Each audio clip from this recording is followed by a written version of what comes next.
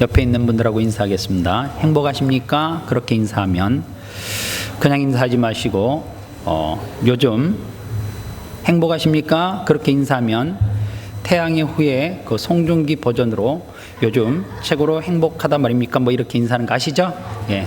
한번 옆에 있는 사람하고 행복하십니까? 그렇게 부르세요. 그러면 요즘 최고로 행복하다 아닙니까? 그렇게 단아가로 인사하시기 바랍니다.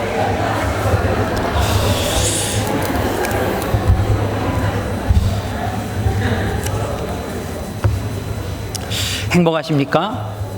저는 요즘 최고로 행복한 시간을 보내고 있습니다. 최고로 감사한 한 주를 보내고 있습니다.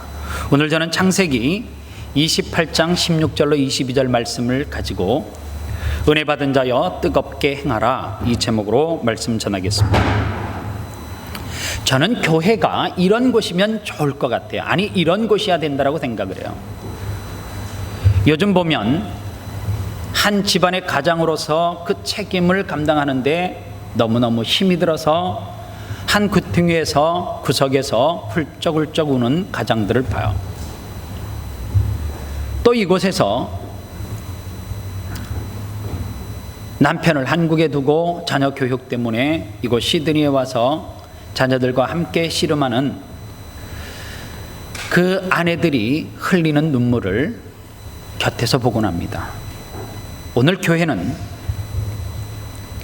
이렇게 세상 한 귀퉁이 위에서 혼자서 흘릴 수밖에 없는 그 눈물의 아픔들이 있는 성도들이 하나님 앞에 나와서 그 눈물의 상처들을 다 씻음받고 그리고 치유받고 회복되어져서 세상 바깥에서 초라하게 흘리는 그 눈물이 하나님의 성전에서 흘리는 눈물을 통하여서 회복되어지는 그러한 은혜의 예배가 되었으면 좋겠다, 그런 생각을 합니다. 오늘 여러분들이 세상에 살아가면서 상처들이 있으면, 아픔이 있으면 오늘 그 아픔을 세상에서 홀로 흘리는 눈물로 문제를 해결하려고 하지 마시고요, 하나님 전에 가지고 나와서 예배 가운데 그 눈물을 치유받고 회복받는 놀라운 은혜의 역사가 오늘 예배를 통해서 있어지기를 주님의 이름으로 축원합니다. 오늘 인생을 살아간다라고 하는 것은 참 고독한 거예요. 누가 나의 형편과 상황을 알아주면 좋겠는데, 참 사람들은 자기 일에 지쳐서 자기 일에 피곤해서 잘 남의 아픔까지 교회 안에서도 잘 보듬어 주지 못하는 것을 봅니다. 그런데 이 고독의 문제가 하나님을 만나면 한순간에 치유되고 회복되어지는 역사가 있어요. 그래서 이민자들이 항상 살아가면서 외롭다, 쓸쓸하다, 고독하다, 그런 이야기 참 많이 하는데, 오늘 하나님께서 교회를 통해서 또 교회 안의 예배를 통해서 그 고독의 중심 가운데 찾아와 주셔서 해결받고 치유받는 은혜를 저와 여러분들이 경험하면서 살면 좋겠다, 그런 생각을 해요. 오늘 우리가 얼마나 고독하냐, 오늘 성경에 보니까 한 고독한 인물이 등장을 해요. 그 사람은 야곱입니다. 그런데 야곱은 처음부터 고독했던 사람은 아니에요. 왜냐하면 야곱은 어머니의 사랑을 도가 지나칠 만큼 받았어요. 그런데 그가 어머니의 사랑을 받으면서 한켠에 아버지의 사랑을 조금 받지 못했어요. 그리고 형에게 알지 못하는 라이벌 의식이 있었어요. 그런데 그 라이벌 의식이라기보다도 야곱에게는 하면 안 되는 욕심이 있었어요. 뭐에 대한 욕심이었어요? 그 집안의 장자권에 대한 욕심이 야곱에게 있었습니다. 왜 그러면 그토록 야곱이 형에게 생명의 위협을 당하면서까지 장자권을 쟁취하려고 했는가? 구약시대 때 장자에게 주는 축복이 있어요. 첫 번째로는 부모로부터 기업을 물려받는 축복이 있어요. 얼마나 되느냐? 장자가 3분의 2 가져가요. 그러니까 차자에게는 양이 적지요. 그러니까 욕심이 생기는 거예요. 그리고 장자에게 주어지는 권한이 뭐냐면 죄사건이에요. 예배할 수 있는 권한이 그에게 있어요. 그리고 그 예배를 통하여서 다음 세대에게 축복할 수 있는 축복권이 있단 말이에요. 그러니까 야곱이 이 세 가지를 얻기 위해서 형의 장자의 명분을 기필코 빼앗아 와야 돼요. 그런데 빼앗아 오기는 했는데 빼앗아 오는 가정 가운데 정직한 방법이 없죠, 사실은. 그런데 그가 형을 속이고 아버지의 낯을 속임으로 통하여서 형에게 분을 사요. 그리고 그는 하는 수 없이 장자권을 쟁취를 하기는 했지만 축복을 아버지로부터 받았지만은 형에게 생명을 보장할 수 없는 위험에 처해서 그는 도망을 가는 신세가 되어졌어요. 여러분들 인생 가운데 야곱이 형의 낯을 피해서 도망을 가고 그리고 정신없이 달려가는 중에 첫날 밤을 맞이하는데 야곱은 그 첫날 밤에 심한 공포와 두려움 가운데 휩싸였을 거예요. 하나는 형으로부터 위협이에요. 누워있는 순간에도 형이 달려올 것 같은 느낌이 드는 거죠. 그리고 또 하나, 그는 그 지역이 어떤 맹수들이 살고 있는지를 그는 살아봤기 때문에 그 주변의 지리를 너무너무 잘 아는 거예요. 맹독을 가진 많은 짐승들로 통해서 위협을 느껴요.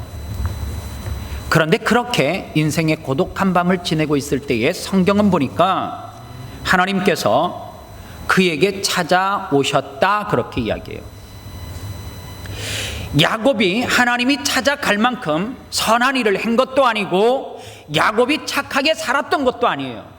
그런데 하나님은 야곱이라 할지라도 하나님 편에서 볼 때는 사랑하는 뭐예요? 천하보다도 귀한 한 생명이죠. 그리고 그에게 축복하겠다라고 약속한 약속이 있어요. 하나님이 그날 밤에 야곱에게 찾아와서 그 앞에 있는 성경 말씀에 보니까 꿈속에서 하늘에 닿은 사닥다리에 천사들이 오르락내리락 하는 것을 봤다 그러잖아요. 그리고 난 다음에 야곱이 성경에 보니까 그 잠을 자는 순간에 그 환상을 보고 난 다음에 야곱이 했던 행동이 뭐냐 하면 성경에 보니까 야곱이 18절에 아침에 일찍이 일어나 베개로 삼았던 돌을 가져다가 기둥으로 세우고 그 위에 기름을 붓고, 성경은 이렇게 이야기해요. 여러분들 하나님 만나보셨어요? 하나님 만나면 잠 안 와요. 눈빛은 다 경험 못 해봤는데요, 지금도 잠 와요. 그런 사람이 있어요. 하나님을 체험하면, 은혜를 체험하면 세상이 달리 보여요. 야곱이 아침에 일찍이 일어났던 것은 두려움도 있을 수 있겠지만 그가 그 밤에 보았던 환상을 통해서 잠을 잘 수가 없을 만큼 극도로 흥분된 상태예요.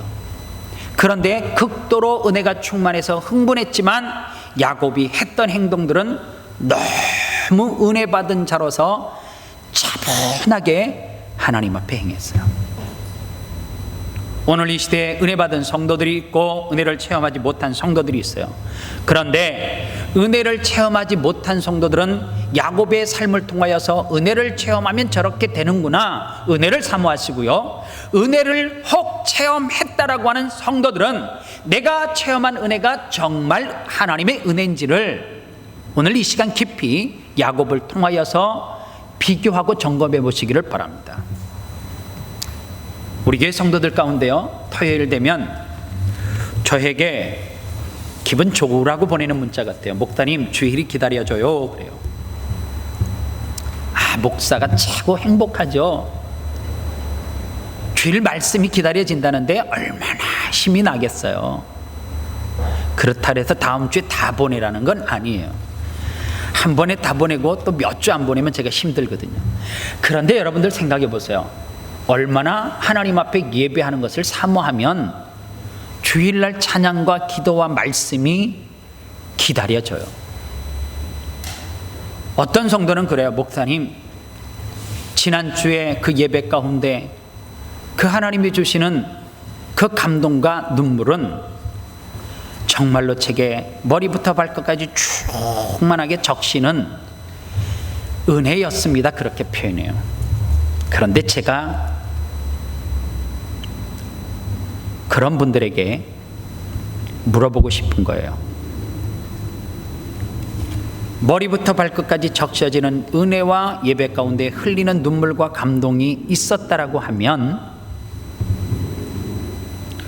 오늘 야고비 18절에서 말한 이런 어떤 증거들이 있냔 말이에요. 은혜는 한국 사람의 정서가 그래서 그런지 몰라도 요즘은 중국 사람들도 한국 드라마 보고 은혜 받는 시대예요. 제가 어제 미장원을 갔어요. 송중기 머리로 해줄까요? 그래요. 그래서 제가 송중기 닮았습니까? 말입니까? 그랬어요. 그럼 왜 그러시냐 그랬더니 중국 사람이 머리를 자르러 와도 송중기 아들은 전혀 송중기하고 거리가 먼데 송중기 머리로 잘라달라고 그렇게 이야기한대요. 제가 지금 머리를 올려서 그렇지 송중기 머리로 자른 거 맞습니다. 30분 이상 잘랐는데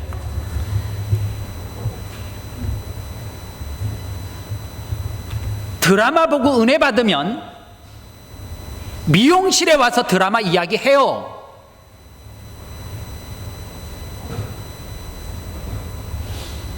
드라마 보고 은혜 받으면 만나는 사람마다 송중기 이야기 해요. 여러분들 지난주에 은혜 받았죠? 그러면 은혜 받은 이야기 하셨어요? 예배 때 하나님께서 주시는 눈물이 있었고 감동이 있었어요. 그런데 예배실 나가고 난 다음에 여러분들은 그 은혜 받은 소식들을 미장원에 가서 전했어요? 그러면 여러분들은 드라마 본 은혜만큼도 은혜 받았다라고 말할 수 없어요. 어쩌면 그게 한국 사람의 정서인지 몰라요. 조금 감정이 잡히면, 그리고 감동되는 메시지를 전하면 은혜를 받았다라고 그렇게 생각하고 착각할 수 있어요. 그러면 은혜 받은 사람의 모습은 어떤가? 오늘 야곱이 아침에 일찍 일어난 이유가 뭐예요? 그리고 성경에 보니까 야곱이 아침에 일찍 일어나서 베개하고 있던 돌을 그곳에 세우고, 왜 세워요? 정신 나갔어요? 거기다 돌 세우게요? 그런데 여러분들 성경을 봐서 알잖아요. 그가 그곳에 돌을 세우고 기름을 쏟아 부었어요. 여러분들 기름의 의미를 아십니까? 구약과 신약에서 기름은 그 당시에 화폐를 대신할 수 있는 가치 있는 거예요. 그래서 기름이 떨어지면 죽는다, 그래 생각했단 말이에요. 신약에 와서 마르다의 동생 마리아가 예수님의 발에 기름을 쏟아 부었을 때에 유다가 뭐라 그랬어요? 그거 비싼 건데 그러잖아요. 그거면 가난한 사람 얼마나 많이 먹이고 도와줄 수 있는데, 그 가치가 얼마예요? 300데나리온. 그 당시에 장정 하루의 품삯이 1데나리온이면 쉬는 날 있고 1년 동안 먹지 않고 쓰지 않고 고스란히 모아서 살 수 있는 양이 마르다가 예수님에게 쏟아 부은 거예요. 그러면 성경에 보세요. 야곱의 어머니 리브가가 야곱이 형의 낯을 피해서 도망갔을 때에 주먹밥 싸줬겠어요? 아니죠. 한번 먹으면 없어지는데요. 급하게 개나리 보따리 쌌을 때에 리브가가 야곱을 너무 사랑했기 때문에 제가 볼 때 뭐 밝혀진 거는 없지만 그 등 보따리에 전부 다 제가 볼 때 기름일 가능성이 많아요. 그리고 급하게 떠나는 야곱에게 그랬을 거예요. 사랑하는 아들, 배가 고프면 마을에 가서 이 기름의 양을 얼마 주고 밥을 사 먹어. 신발이 떨어졌으면 신발을 얼마 주고 사. 마치 현대인들이 내 사랑하는 아들이 여행을 가요. 자기가 열심히 벌어가지고 여행 경비 제가 다 마련했습니다 그러는데, 그래 믿고 보내는 부모 별로 없죠. 이거 비상시에 꼭 비상시에만 써 그러면서 무한대 카드 하나 뜩 주잖아요.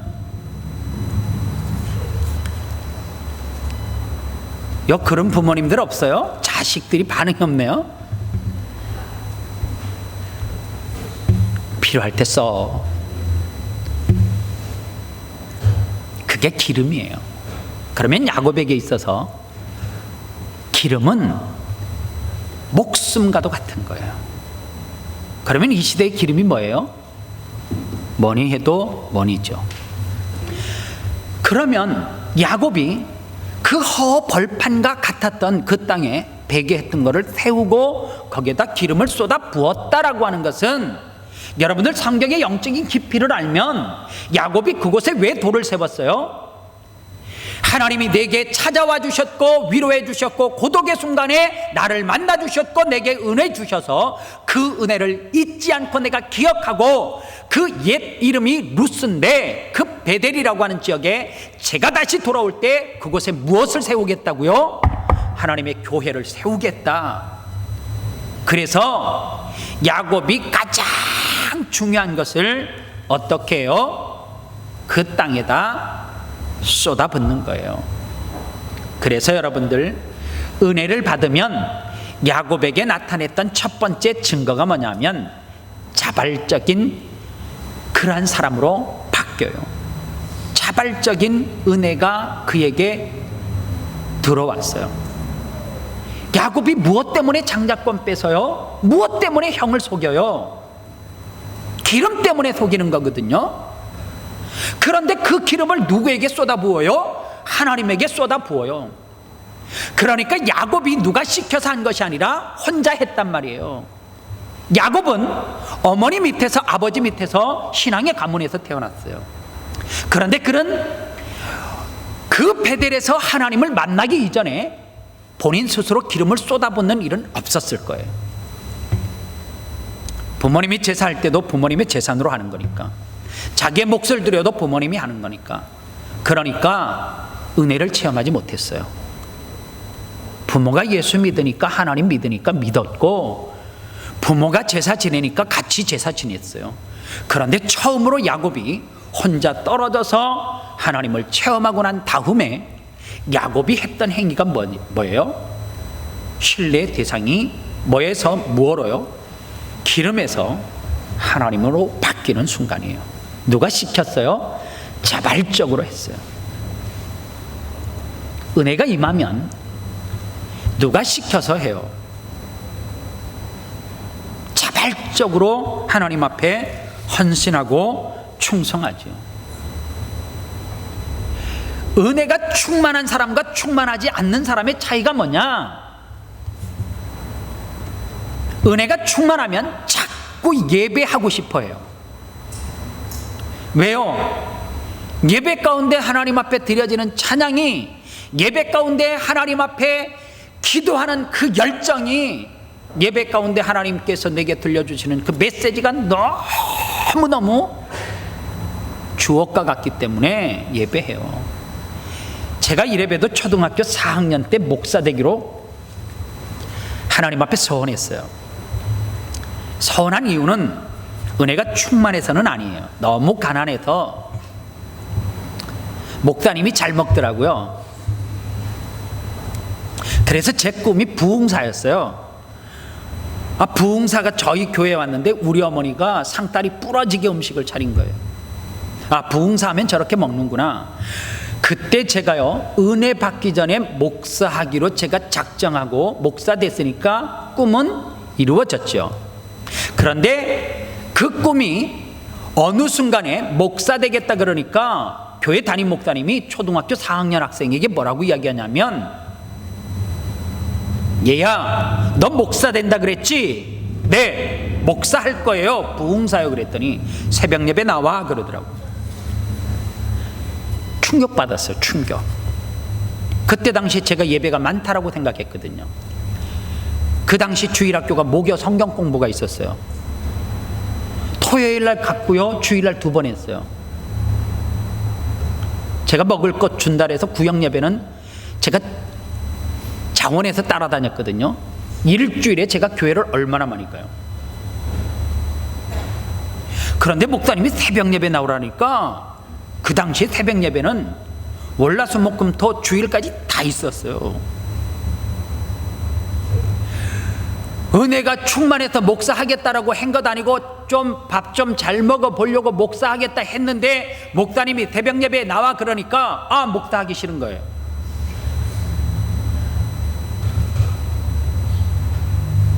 내가 잘못했다.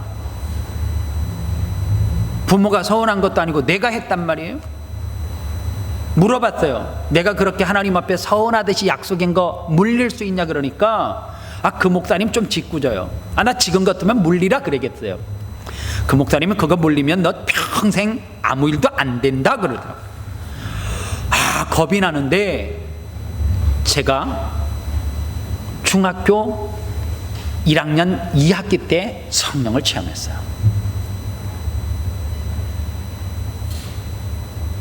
얼마나 은혜를 충만하게 받았는지 매일 예배하고 싶은 거예요.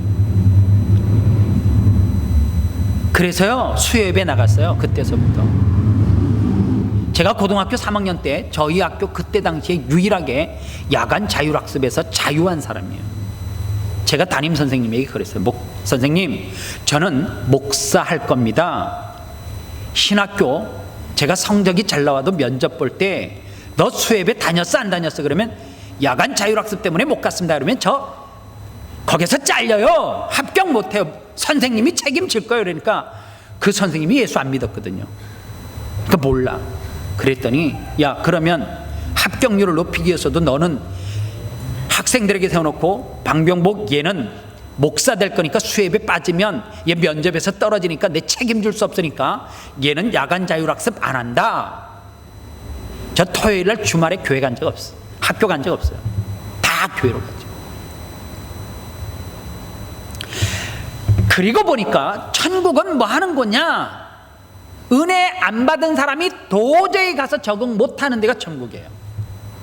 왜냐? 천국은 먹고 예배하고 밖에 없어요. 천국이 대단하게, 여러분들 아무리 금은 보화가 있어도 있잖아요. 그 집에서 가둬놓고 내가 하기 싫은 거 계속 하고 살아라면 차라리 강아지 집에서 사는 것이 나으니까 글로 보내주세요. 그럴 수 있단 말이에요, 천국이. 그러니까 여러분들 은혜 안 받고 섣불리 천국 가겠다고 머리 들이밀으면 며칠 있다가 저쪽으로 보내주세요. 그럴 수도 있어요. 그래서 중요한 게 뭐냐? 은혜를 체험해야 돼요. 예배 하나님 앞에 자발적으로 너무 예배하고 싶어서, 하나님을 만나고 싶어서, 하나님을 경배하고 싶어서. 그래서 제가 제 자녀를 키울 때 어렸을 때 최고 많이 불렀던 찬양이 이거예요. 주께와 엎드려 경배드립니다. 주 계신 곳에 계신 기쁨 가득, 무엇과도 누구와도 바꿀 수 없네. 예배드림이 기쁨 됩니다. 그래서 내가 저놈을 재웠어요. 주께와 엎드려. 제 노래 들으면 잠이 깰 것 같죠? 계속 후렴을 예배 드림이 기쁨 됩니다. 무엇과도 누구와도 바꿀 수 없네. 예배 드림이 기쁨 됩니다. 여러분들 이 고백할 수 있으세요? 무엇과도 누구와도 바꿀 수 없는 게 예배여야 돼요. 은혜 받은 사람은 내가 주일날 그 어떤 사람이 내게 돈을 갖다 준다 그래도, 내 비즈니스가 커진다 그래도 예배 드림이 기쁨이기 때문에 무엇과도 누구와도 바꿀 수 없는 게 예배예요. 하나님은 그 예배를 받기를 원하고요. 왜 우리의 인생 가운데 위기가 안 와요? 이 어린아이들이 위기가 없어요? 세상에 나가면 폭우가 쏟아져요. 그런데 어머니가 그러는 거예요. 이 우산 좋은 거다. 우산 하나 딱 들려주면 그 아이가 폭우로부터 다 자유해요. 천만에요. 폭우가 쏟아지면 우산으로 위에 거 막아도 주변에서 튀는 물로 있잖아요, 다 젖어요. 그러면 자녀들에게 우산 지어주려고 하지 말고 은혜로 통하여서 그 자녀가 머물고 있는 그 공간을 덮어버리면 아무리 폭우가 쏟아져도 그 폭우로부터, 세상의 유혹으로부터 이겨낼 수 있는 힘이 생긴단 말이에요. 그래서 여러분들 세상에 나가서 승리할 수 있는 비결이 뭐냐? 예배예요. 오늘 야곱이 깨달은 것이 뭐예요? 은혜 받고 나니까 내가 지금까지 예배했던 것이 가짜인 것을 아는 거죠. 그리고 그곳에 내가 정말로 주님의 은혜를 사모하는 성전을 짓고 하나님 앞에 예배자로서의 삶을 뭐 하는 거예요? 결단하는 것, 그게 베델이에요. 그리고 야곱이 은혜를 받고 나니까 신뢰의 대상이 바뀌었어요. 전에는 신뢰의 대상이 뭐예요? 기름. 그런데 은혜를 받고 나니까 누구를 신뢰해요? 하나님을 최고로 신뢰해요. 여러분들 하나님을 최고로 신뢰하십니까? 하나님 없어도 살 수 있잖아요. 하나님 없으면 못 살겠어요? 돈 없으면 못 살죠. 은혜를 받은 사람은 비록 내 주머니에 돈이 없어요, 소출도 없어요, 딸 열매도 없어요, 뭐 하나로 만족하시는 줄 아십니까? 하나님이 내게 부어주시는 그 구원의 은혜로 통하여서 감사하고 감격하는 삶을 살아갈 수 있어요. 물질은요, 어느 책에 보니까 물질은 참 좋은 종이면서 동시에 물질은 악한 주인이다, 이런 말을 했어요. 물질을요, 내가 종처럼 잘 다스리면 그 물질은 내게 참 유익을 줘요. 그러나 그 물질을 잘 사용하지 못하면 나중에 그 물질은 내게 있어서 무엇으로 와요? 악한 것으로 와요. 그래서 성경은 신약에서 물질을 뭐라 그러느냐? 신이라 그래요. 만몬신, 만모나스, 이렇게 표현해요. 물질이 신이란 말이에요. 물질이 신이 되는 것은 딱 하나예요. 하나님보다 물질을 더 사랑하는 것. 물질 때문에 하나님을 희생시킬 수 있는 것, 이게 물질이 신이 된 거란 말이에요. 야곱이 지금까지는 기름이었어요.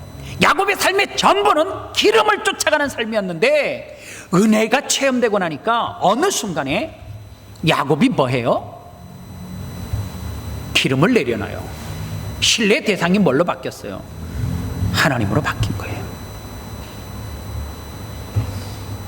야곱이 그리고 난 이후에 외삼촌 라반의 집으로 가요. 그리고 그의 삶은 기름을 다 내려놨어요? 아니죠. 한 번 은혜 받으면 그 은혜 한 번 받은 것으로 내 삶이 천국 갈 때까지 끝났어가 절대 아니에요. 베델에서 그 기름을 쏟아붓고 하나님의 성전을 세우겠다라고 하는 그 결심과, 그리고 그 굳은 하나님 앞에 약속을 하고 외삼촌 라반의 집에 가서 누가 보였어요? 예쁜 여인이 보이잖아요. 은혜는 절대 한 번 받은 것이 죽을 때까지 평생 가는 것 절대 아니에요. 매일매일. 은혜는 뭐와 같으냐면 핸드폰 배터리가 한 번 충전하고 회사에서 딱 나왔을 때 사면 그거 고장 날 때까지 충전된 거 그대로 써요? 아니죠. 계속 충전해야 돼요. 은혜는 충전하셔야 돼요. 예배를 통하여서, 말씀을 통하여서, 기도를 통하여서 계속해서 은혜는 충전 받아야 돼요. 받지 못하면 누구처럼 되느냐? 또다시 음악의 음악 이 용어라 그러나요? 도돌이표. 다시 야곱이 처음으로 돌아갔어요. 그래서요, 야곱은 부인을 4명 얻고, 그리고 예삼촌 라반의 집에서 떠나올 때에 받은 은혜는 있으니까 또다시 하나님 앞에 뭔가 드릴 것처럼 하면서 얼룩얼룩한 거를 나에게 주시오. 예삼촌 라반에게 살짝살짝 해가지고 재산 다 해가지고 또다시 도망을 와요. 사람은요, 한 번 깨졌다고 그 사람이 끝까지 가면요, 왜 목회자들이 은혜 안 받고 그 큰 교회 목회할 수 있어요? 못해요. 그런데 왜 그 큰 부흥을 경험했음에도 불구하고 왜 큰 교회를 다니만한 목사님들이, 교회 성도들이 은혜 충만하게 받아서 뜨거웠다가 왜 다시 10년 15년 지난 이후에 무너지는 줄 아십니까? 은혜가 공급되지 않으니까, 은혜가 단절돼 버리니까 인간은 가만히 그냥 내버려 두면 거룩한 생각만 한다. 손 들어보세요. 없어요. 저도요, 가만히 방치해 두면 생각하는 게 뭐밖에 생각 안 하느냐면 죄 지을 것밖에 생각 안 해요. 속으로 목사님 참 수준 낮네요. 아니에요. 하루 지나고 이틀 지나고 열흘 지나면 내 생각 속에서는 자꾸만 죄밖에 생각 안 해요. 그래서 은혜는 자꾸만 뭐 해야 돼요? 구해야 돼요. 야곱이 다시 고향으로 돌아가요. 갈 곳이 그것밖에 없어요. 야곱이 얼마나 깨진 것 같은데 들깨졌냐면, 형을 만나러 가면 남자 다곱게 먼저 가죠. 종들과 짐승들과 자녀들과 아내를 뒤에 세우고 가죠. 야곱은 자식까지 희생시키면서 자기의 생명을 구걸하는 인생을 살았잖아요. 그런데 다시 그 밤에 누구를 만나요? 하나님을 만나요. 하나님을 만나니까 힙조인트, 환도뼈에 금이 가요. 사람은요, 목사님 저 변했어요? 아니요. 끝까지 자기가 싸울 수 있는 힘이 있으면 끝까지. 연세가 드셔서 입만 동동동동 떠도 있잖아요. 회개 잘 안 하고요, 하나님 앞에 헌신하는 게 그게 사람이에요. 하나님이 환도뼈를 내리치고 꼬꾸라뜨리니까 그때서 야곱이 베델에서 하나님께 약속했던 것이 생각이 나면서 하나님 앞에 완전히 꼬꾸라지는데, 그때 비로소 야곱이 하나님 앞에 선언을 하잖아요. 저 이제 야곱 없어요. 죽었어요. 그래, 너 이제 야곱 아니야. 네 이름을 이스라엘이라 해라. 너 앞으로 살아갈 때 한 민족을 대표하는 사람으로 살아, 그 말이에요. 하나님은 은혜를 사모하고 하나님은 우리를 그렇게 축복하기를 원해요. 중요한 것은 여러분들 자꾸만 예수 믿으면서 목사님 저 10년 전에 예수 만난 거 이야기하지 마세요. 20년 전에 충만했던 거 이야기하지 말고요, 성령 받아갖고 방언하고 예언하고 통변하고 가지가지의 은사가 옛날에 나타났던 거는 아무 필요 없어요. 지금이에요. 지금 내가 은혜 받았는데 얼마만큼 하나님의 은혜를 전하고 있는가가 내가 지금 은혜의 양이에요. 은혜의 척도예요. 은혜 받으면 뭐예요? 나가면 싸우는데요. 그게 무슨 은혜예요?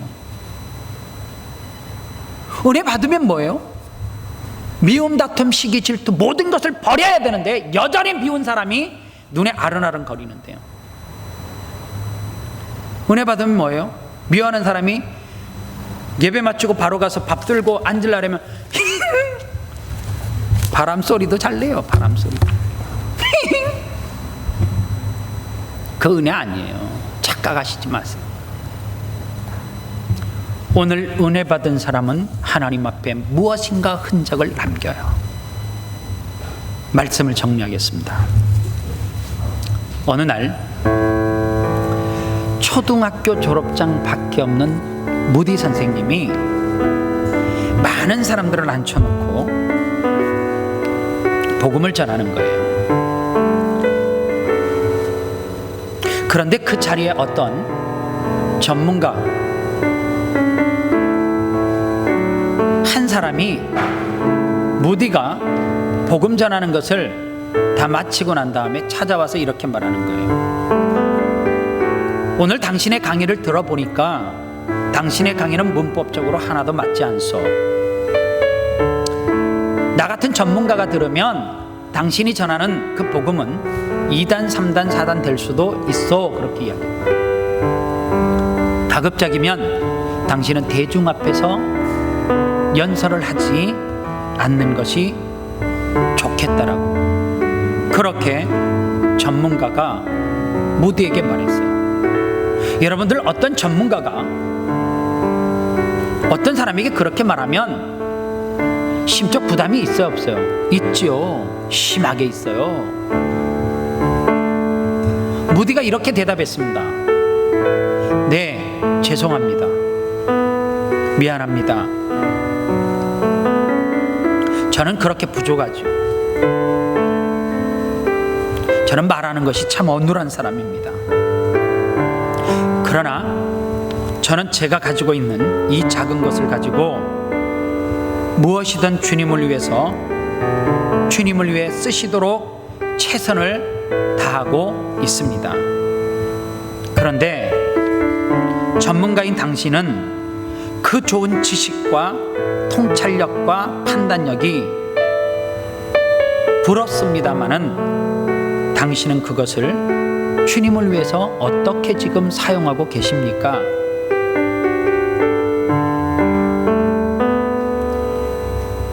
오늘 이 무디 선생님이 던지는 메시지를 제 자신에게, 여러분들에게 그대로 던질게요. 여러분은 그 많은 은혜를 받았음에도 불구하고, 그리고 그 좋은 지식과 통찰력과 판단력이 있음에도 불구하고, 여러분들은 그것을 주를 위해서 어떻게 쓰고 계십니까? 저와 여러분들에게 던지는 메시지, 하나님이 내게 주시는 그 놀라운 지식, 하나님이 주신 그 건강, 하나님이 이 시드니 땅에서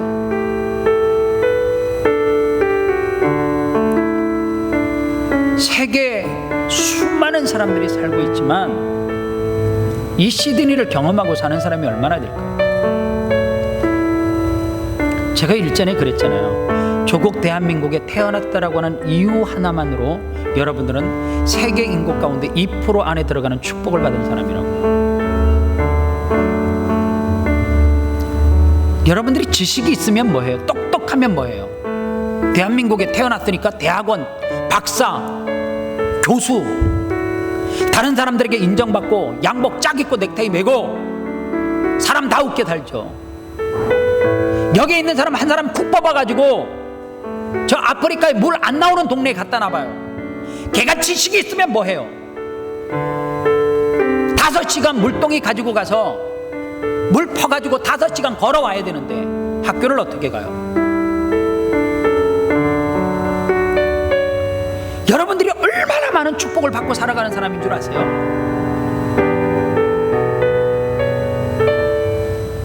비즈니스 능력이 있으면 뭐해요? 아프리카 가서 물 없는 데 가면 물 떠와야 되는데.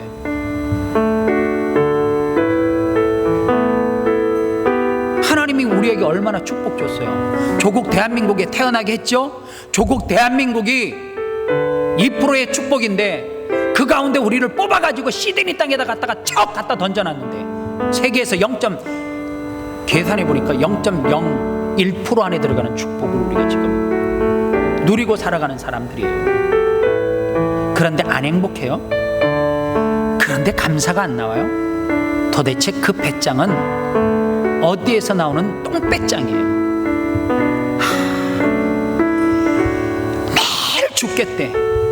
죽어요. 죽겠다 하면 죽어요. 살겠다 그러면 살아요. 감사한 것이 없다 그러면 있다가도 없어져요. 오늘도 감사해요. 없어도 감사해요. 제가 우리 교회 참 답답한 게 있어요. 오늘 제가 헌금 설교했잖아요. 제발요, 감사 헌금 좀 해요. 감사 헌금이 뭐예요? 살아가면서 너무너무 감사해서 하는 헌금이잖아요. 정말 감사한 게 없어요? 아예 없어서 아주 입 싹 닫고 살아요, 하나님 앞에? 감사 제목 없으면 제가 정해줄게요. 하나님, 시드니에 살게 해주셔서 감사합니다. 1. 그 다음 주에 시드니에서 살게 해주셔서 감사합니다. 2. 계속 적어. 계속 죽을 때까지 적어. 죽을 때까지.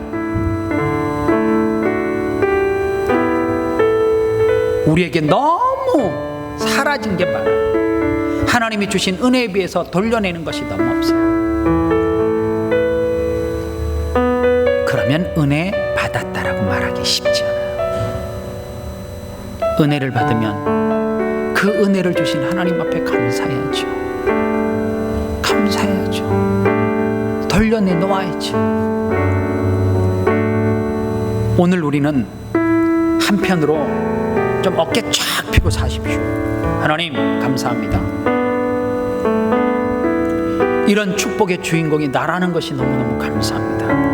전 정말 감사해요. 이 감사가 너무 지나쳐가지고요, 샤워하다가 있잖아요, 팔딱팔딱 뛰고 싶어요. 정말 진짜 그래요. 요즘 그래요. 너무 감사해서, 이런 말 하면 안 되는데 너무 감사해서 미칠 것 같아요. 이 감사가 여러분들에게 그대로 좋은 방향으로 전염되기를 주님의 이름으로 축원합니다. 기도하겠습니다.